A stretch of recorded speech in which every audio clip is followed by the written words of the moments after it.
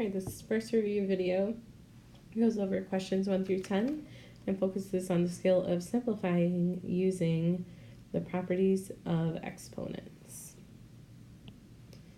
So this one is actually a bit of review. Basically, we just combine the like terms. The like term has to have the same power and the same exponent. So what can I combine with 2x squared? I can combine 6x squared. 2 plus 6 is 8x squared. There's nothing for me to combine 4x with, so I just write plus 4x, and there's also nothing I can combine negative 5y with. So this is a simplified version. Question 2, we're working on the same skill. So we're looking for what can I combine. Usually we like to put the squares with the higher power first, so I'm actually going to work on combining negative y squared with positive 4y squared. Technically there's a 1 in front of this and here. So negative 1 plus 4 is 3y squared, followed by plus 5xy. There's nothing to combine that with. And then we're going to put minus 8x. There's nothing to combine with that either. Oh, actually, hold on, I missed my 1xy. So 5 plus 1xy is 6xy. Always double check to make sure you didn't make a mistake.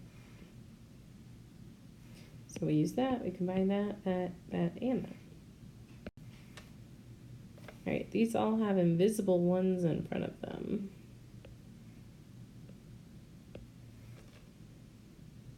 So I'm going to put the x's first, then the xy's in the middle, and the y's in the end.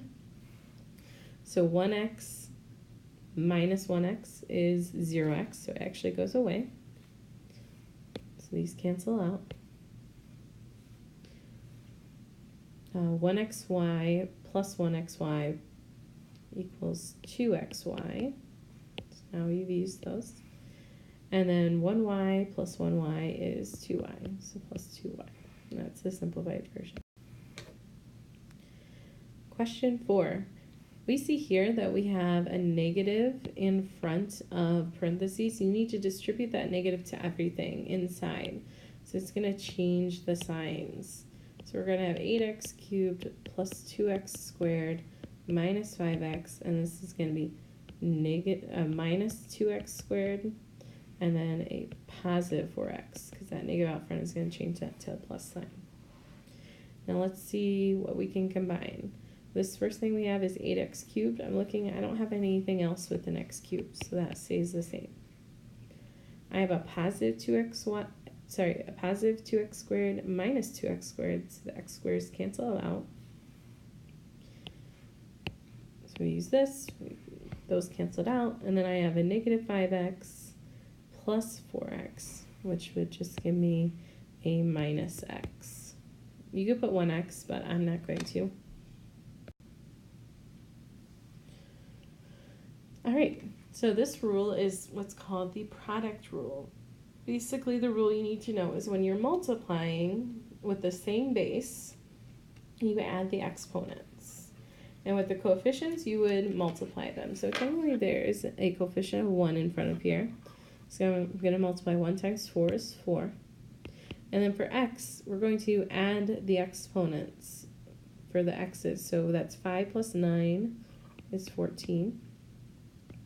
And for y, that's 6 plus 3 is 9. Multiply the coefficients. 4 times 5 is 20. Technically, everything always has an exponent of 1 if there's no exponent showing. So these are both 1s. So the rule is to add the exponents. So 1 plus 1 is 2. And for y, 1 plus 1 is 2.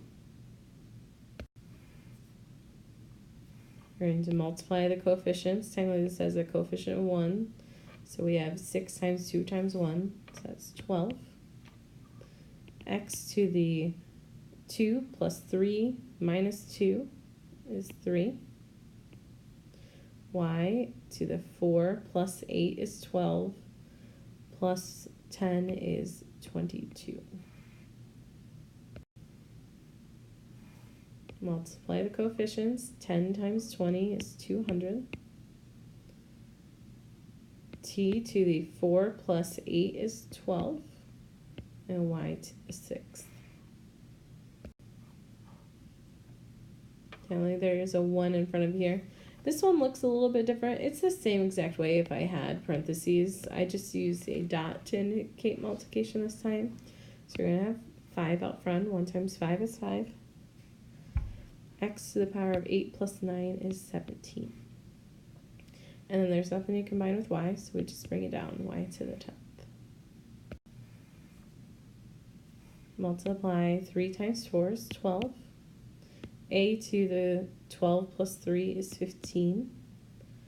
B to the 5 plus negative 5 is 0, so it actually cancels out. We no longer have B. And then there's nothing combined with C, so we just write C to the 2nd. That's all for the product rule.